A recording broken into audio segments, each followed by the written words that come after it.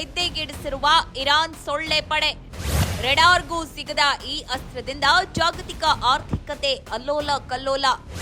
Iran ಮತ್ತು America ನಡುವಿನ ಸಂಧಾನ ಮಾತುಕತೆ ಯಾಕೋ ಫಲಪ್ರದವಾಗ್ತಾ ಇಲ್ಲ. ಹೀಗಾಗಿ ಮಧ್ಯಪ್ರಾಚ್ಯದಲ್ಲಿ ಯುದ್ಧದ ಭೀತಿ ಹಾಗೇ ಮುಂದುವರೆದಿದೆ. ಇದರ ನಡುವೆ ಇರಾನಿನ ನೌಕಾಪಡೆ ಸಂಪೂರ್ಣವಾಗಿ ನಾಶವಾಗಿದೆ ಎಂದು ಅಮೆರಿಕ ಅಧ್ಯಕ್ಷ ಡೊನಾಲ್ಡ್ ಟ್ರಂಪ್ ಹೇಳಿರುವುದು ನಿಮಗೆಲ್ಲರಿಗೂ ಗೊತ್ತೇ ಇದೆ. ಆದರೆ ವಾಸ್ತವ ಮಾತ್ರ ಇದಕ್ಕೆ ವಿರುದ್ಧವಾಗಿದೆ. ಯಾಕಂದ್ರೆ ಹೋರ್ಮುಜ್ ಜಲಸಂಧಿಯಲ್ಲಿ ಇರಾನ್ನ ಮಸ್ಕಿಟೋ ಫ್ಲೀಟ್ ಅಕ್ಷರಶಃ ಅಬ್ಬರಿಸಿ ಬೊಬ್ಬೆರೆಯುತ್ತಿದೆ. ಅತ್ಯಂತ ಕಡಿಮೆ ವೆಚ್ಚದಲ್ಲಿ ನಿರ್ಮಾಣ ಮಾಡಲಾದ ಈ ಬೋಟ್ಗಳು ಅತೀವ ವೇಗದಲ್ಲಿ ಚಲಿಸುತ್ತವೆ. ಗುಂಪು ದಾಳಿ ತಂತ್ರವನ್ನು ಎದುರಿಸುವುದು ಬಲಿಷ್ಠ ರಾಷ್ಟ್ರಗಳಿಗೂ ಸವಾಲಾಗಿದೆ.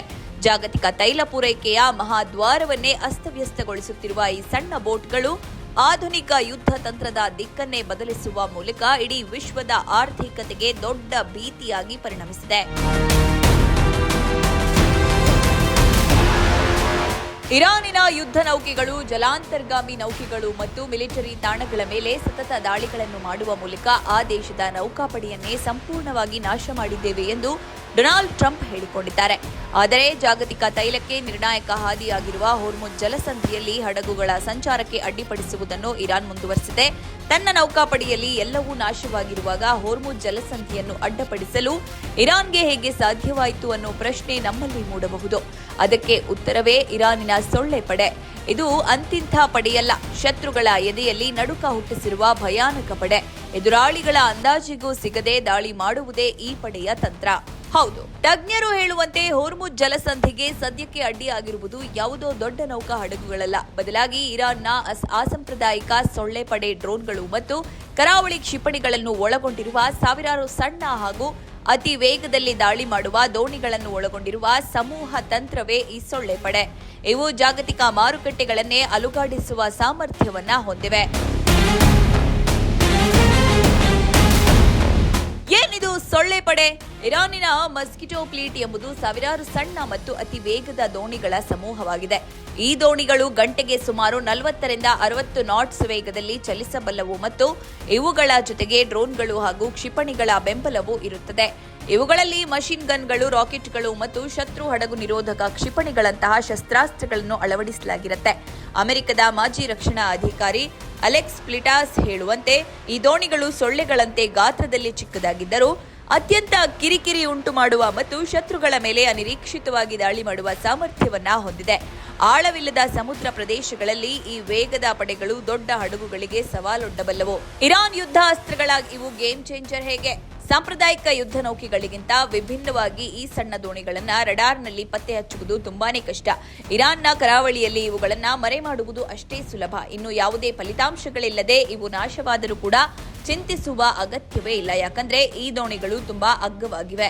ವೇಗವಾಗಿ ಚಲಿಸುವ ಸಣ್ಣ ಅಟ್ಯಾಕ್ ಬೋಟ್ಗಳು ಅವುಗಳ ಗಾತ್ರ, ಚಲನಶೀಲತೆ ಮತ್ತು ಹೆಚ್ಚಿನ ಸಂಖ್ಯೆಯ ಕಾರಣದಿಂದಾಗಿ ಶತ್ರುಗಳಿಗೆ ದೊಡ್ಡ ಸವಾಲಾಗಿ ಪರಿಣಮಿಸಿವೆ.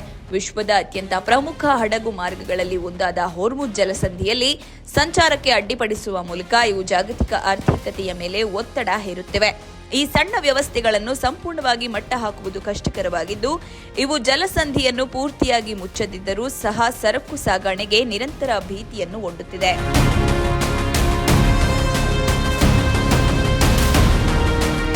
ಅಮೆರಿಕ ಸೊಳ್ಳೆ ಪಡೆಯನ್ನು ಟಾರ್ಗೆಟ್ ಮಾಡಲಿಲ್ಲ ಯಾಕೆ? ಅಂದಾಗೆ ಇರಾನ್ ನೌಕಾಪಡೆಯ ದೊಡ್ಡ ದೊಡ್ಡ ಹಡಗುಗಳನ್ನು ನಾಶ ಮಾಡುವತ್ತ ಗಮನ ಹರಿಸಿದ ಅಮೆರಿಕದ ಪಡೆಗಳು ಸಣ್ಣ ಬೋಟ್ಗಳನ್ನು ಟಾರ್ಗೆಟ್ ಮಾಡಲಿಲ್ಲ ಏಕೆ ಎಂಬ ಪ್ರಶ್ನೆ ಮೂಡುತ್ತದೆ. ಅದಕ್ಕೆ ಟ್ರಂಪ್ ಅವರೇ ಉತ್ತರ ನೀಡಿದ್ದಾರೆ. ಈ ಸಣ್ಣ ಬೋಟ್ಗಳು ಹೆಚ್ಚು ಬೆದರಿಕೆ ಎಂದು ಪರಿಗಣಿಸದ ಕಾರಣ ಅವುಗಳ ಮೇಲೆ ದಾಳಿ ಮಾಡಲಿಲ್ಲ ಎಂದು ಒಪ್ಪಿಕೊಂಡಿದ್ದಾರೆ. ಆದರೆ ಈಗ ಆ ಸಣ್ಣ ಬೋಟ್ಗಳೇ ದೊಡ್ಡ ಸಮಸ್ಯೆಯನ್ನ ಉಂಟು ಮಾಡುತ್ತಿವೆ ಎಂದು ತಜ್ಞರು ಎಚ್ಚರಿಸಿದ್ದಾರೆ. ವಿಶ್ವದ ಅತಿ ದೊಡ್ಡ ಕಾರ್ಯತಂತ್ರದ ಜಲಮಾರ್ಗವನ್ನು ಅಪಾಯಕ್ಕೆ ಸಿಲುಕಿಸುವಲ್ಲಿ ಈ ಸಣ್ಣ ಬೋಟ್ಗಳ ಸಮೂಹವು ಸಮರ್ಥವಾಗಿವೆ ಎಂದು ಅಲೆಕ್ಸ್ ಪ್ಲಿಟ್ಸಾಸ್ ಅವರು ನ್ಯೂಯಾರ್ಕ್ ಟೈಮ್ಸ್ ವರದಿಯಲ್ಲಿ ಉಲ್ಲೇಖಿಸಿದ್ದಾರೆ.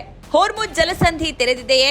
ಶನಿವಾರ ಇರಾನಿನ Islamic revolutionary guard corps IRGC ಜಲಸಂಧಿಯನ್ನು ಮತ್ತೆ ಮುಚ್ಚಿರುವುದಾಗಿ ಮತ್ತು ಕಟ್ಟುನಿಟ್ಟಾಗಿ ನಿರ್ವಹಣೆ ಮಾಡುತ್ತಿರುವಾಗಿ ಘೋಷಣೆ ಮಾಡಿದೆ.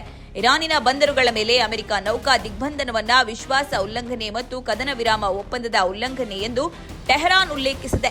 ಏಪ್ರಿಲ್ 17ರಂದು ಇರಾನ್ ವಿದೇಶಾಂಗ ಸಚಿವ ಅಬ್ಬಾಸ್ ಅರಾಕ್ಚಿ ಮತ್ತು ಯುಎಸ್ ಅಧ್ಯಕ್ಷ ಡೊನಾಲ್ಡ್ ಟ್ರಂಪ್ ಇಬ್ಬರೂ ಜಲಸಂಧಿಯು ಸಂಪೂರ್ಣವಾಗಿ ಮುಕ್ತವಾಗಿದೆ ಎಂದು ಹೇಳಿದ್ರು. ಕದನ ವಿರಾಮದ ನಂತರ ಜಲಸಂಧಿಯನ್ನು ತೆರೆಯಲು ಇರಾನ್ ಒಪ್ಪಿಕೊಂಡಿತ್ತು. ಆದರೆ ಇಸ್ರೇಲ್ ಲೆಬನಾನ್ ಮೇಲೆ ದಾಳಿ ಮಾಡಿದ ನಂತರ ಇರಾನ್ ಮತ್ತೆ ಜಲಸಂಧಿಯನ್ನ ಮುಚ್ಚಿತ್ತು. ಸದ್ಯ ಅಮೆರಿಕ ಮತ್ತು ಇರಾನ್ ನಡುವಿನ ಸಂಬಂಧವು ಅತ್ಯಂತ ಉದ್ವಿಗ್ನ ಸ್ಥಿತಿಯಲ್ಲಿದೆ. ಪ್ರಸ್ತುತ ಪಾಕಿಸ್ತಾನದ ಮಧ್ಯಸ್ಥಿಕೆಯಲ್ಲಿ ಶಾಂತಿ ಮಾತುಕತೆಗಳು ನಡೆಯುತ್ತಿವೆಯಾದರೂ ಹೋರ್ಮುಜ್ ಜಲಸಂಧಿಯನ್ನು ಮುಕ್ತಗೊಳಿಸುವ ವಿಚಾರದಲ್ಲಿ ಭಿನ್ನಾಭಿಪ್ರಾಯ ಮುಂದುವರೆದಿದೆ. ಅಮೆರಿಕವು ಇರಾನ್ ಮೇಲೆ ನೌಕಾ ದಿಗ್ಬಂಧನ ಹೇರಿದ್ದರೆ ಇದಕ್ಕೆ ಪ್ರತಿಯಾಗಿ ಇರಾನ್ ಜಾಗತಿಕ ತೈಲ ಮಾರ್ಗವನ್ನು ಬಂದ್ ಮಾಡಿದೆ. ಕದನ ವಿರಾಮದ ಅವಧಿಯನ್ನು ವಿಸ್ತರಿಸುವ ಬಗ್ಗೆ ಅಮೆರಿಕ ಅಧ್ಯಕ್ಷ ಡೊನಾಲ್ಡ್ ಟ್ರಂಪ್ ಮಿಶ್ರ ಪ್ರತಿಕ್ರಿಯೆ ನೀಡುತ್ತಿದ್ದು ಯುದ್ಧದ ಅನಿಶ್ಚಿತತೆ ಹಾಗೆ ಮುಂದುವರೆದಿದೆ.